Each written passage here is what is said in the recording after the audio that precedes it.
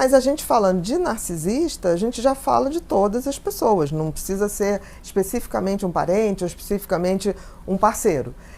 Eu acho que a gente tem que entender que o narcisismo é um transtorno de personalidade, ou seja, novamente aquele conceito que antes de ser uma doença é uma maneira da pessoa existir nesse mundo. No caso do narcisista, quando a gente fala numa personalidade narcisista, a gente está falando de uma pessoa que tem uma disfuncionalidade na sua autopercepção. É uma pessoa que se percebe extremamente grandiosa, uma pessoa que se percebe merecedora de tudo, que acha que todas as pessoas ao seu redor não estão suficientemente qualificadas para estar com ele ou com ela. Então, assim, é uma autovisão muito negativa dos outros e de uma arrogância muito grande. Se a gente for pensar bem, o narcisista, lembra aquela musiquinha, que eu não me lembro do autor, que era Quando Deus Te Imaginou, ele estava namorando. Essa música é mais ou menos, a gente lembra o narcisista, porque o narcisista acha que realmente Deus gastou um pouco mais de tempo e usou um pouco mais de material qualificado para construir aquela pessoa. Então são pessoas que se veem extremamente superiores aos outros e acabam tendo muito pouca empatia, porque o outro, seja na relação afetiva, seja na relação profissional, seja na relação familiar, o outro está ali para idolatrá-lo, para servi-lo e para reconhecer o quanto ele é bom. Então, é uma relação que pode tender, e na maioria das vezes tende, para uma relação abusiva com quem ele se relaciona. Ele está sempre certo, né, Bia? Ele está sempre certo, e mais do que está certo, ele está sempre querendo que você reconheça. Admirá-lo, mas admirá-lo de uma forma quase idolatria, né? Então, um narcisista grave, a gente pode dizer que ele tem ali um pouco de... ele tem um pé na psicopatia, no sentido da ausência de empatia pelo outro, no sentido de usar o outro para se tornar cada vez mais grandioso. Então, são pessoas que têm, muitas vezes, um caráter bem duvidoso, no sentido de se relacionar com os outros. E esse sentimento de merecimento que eles têm? É porque para eles são uma obra-prima. É quase como se tivesse assim, como se a gente for ver as obras-primas do Leonardo da Vinci, do Miguel Ângelo, eles se acham que realmente foram criados por um artista muito mais poderoso. É muito chato se relacionar com um narcisista, porque ele é a autorreferência de tudo, ele é a autorreferência do que é bom, do que é maravilhoso, é uma arrogância muito grande. Falta uma humildade básica, porque assim, todos nós, né, nós somos do gênero humano, né? Então assim, isso já equipara a gente, de uma certa maneira, com todos os outros seres humanos. E para o narcisista isso não existe, ele realmente é um privilegiado e que requer que todos os outros reconheçam isso e que paguem por isso, né? No sentido, o narcisista, ele não acha nada demais você pagar coisas para ele. Ele acha até que isso é obrigação sua, para tê-lo ao seu lado.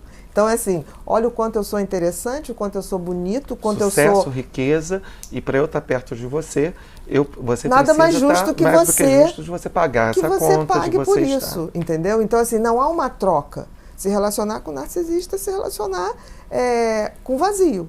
E quando você fala de relacionamento, aí a gente já abre um leque porque o povo gosta desse tema, né? Como a gente consegue identificar se eu estou me relacionando com um narcisista de um psicopata? Aí é o tamanho da frieza, né? E as atitudes. O psicopata, ele cai numa perversidade. O narcisista nem tanto. O narcisista, ele cai muito mais numa utilização do outro. E ele não percebe, assim, que ele está sendo mal, né? Ele acha que é sempre bonzinho, né? Já o psicopata, ele tem esse prazer. Não, o psicopata, ele sabe que ele é mal, que ele é um predador. Daquilo. Já o né? narcisista e ele não, tem ele prazer. quer ser sempre bom, né? O narcisista, ele realmente acha que as pessoas devem a ele.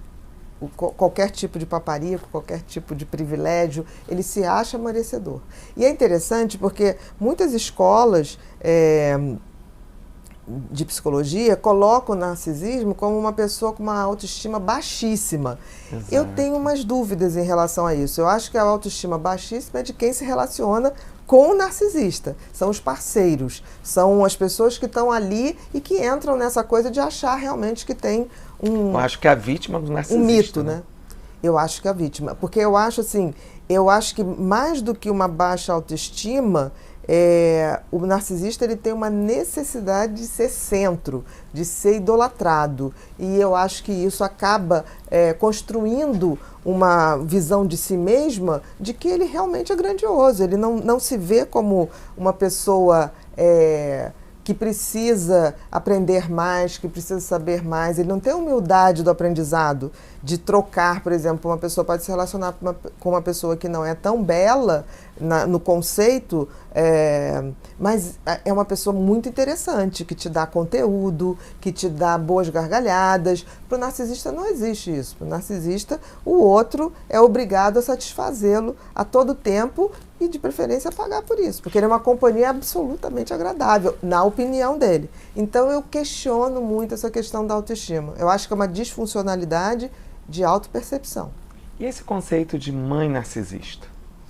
Onde Cai na mesma questão. Ser filho de uma mãe narcisista é muito difícil, porque aquela pessoa que tem que ajudar a construir a sua estrutura, a sua autoestima, a sua autopercepção, ela vai dar muito pouca atenção para isso, porque ela vai demandar desse filho uma atenção exclusiva. Tipo assim, quanto mamãe é boa, quanto mamãe é maravilhosa, e é muito difícil. E aí a gente identifica muito assim, aquele adulto de hoje, quando ele está inseguro, e quando você vai buscar na famosa linha do tempo, né, aquela coisa que os pais, a mãe sempre colocou, você não vai ser nada, sou eu que estou te ajudando. Então tem um pouco disso, né, essa pessoa. Eu acho que tem 3 tipos de mãe que são muito difíceis.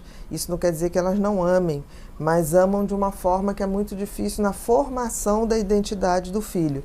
Eu acho que uma mãe narcisista dá ao filho uma insegurança muito grande, porque assim, toda a referência de bem-sucedido está nessa mãe que se autoproclama sabedora de tudo, que não tem humildade de aprender, até com seu filho, porque nós aprendemos com as crianças, né?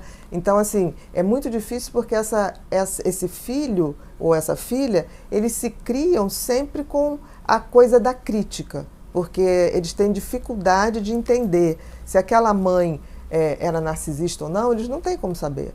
Como a mãe psicopata, né? Uma mãe perversa, fica muito difícil para o filho evoluir e entender que tem uma mãe perversa. Porque, em princípio, mãe é Nossa Senhora.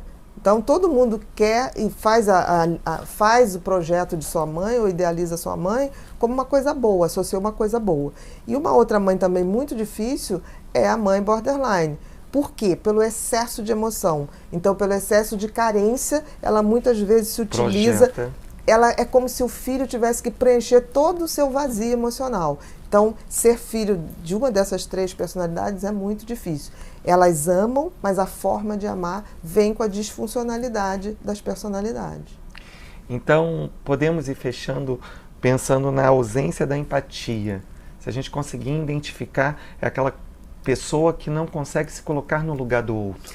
Porque se ele é o centro do mundo, se ele é o centro do que há de melhor, o outro, necessariamente, ele está abaixo. E uma coisa que chama muita atenção nos narcisistas é a inveja. Né? Um grande invejoso é um tipo de narcisista. Ele não tolera que o outro tenha algo melhor que ele ou que se destaque de uma forma. Então eu diria que para começar a pensar numa personalidade narcisista, essa questão dessa arrogância, né, de uma pessoa que não tem humildade do aprendizado, não tem humildade de saber que a gente aprende até com um pescador, né, com uma pessoa muito humilde ou desprovida de qualquer fator cultural que o favoreça, e também a questão de ser uma pessoa muito incomodada com o sucesso dos outros. Ele sempre se acha invejado, mas ele não percebe o quanto ele é invejoso, né? Exatamente. Obrigado, Bia. Nada, meu querido.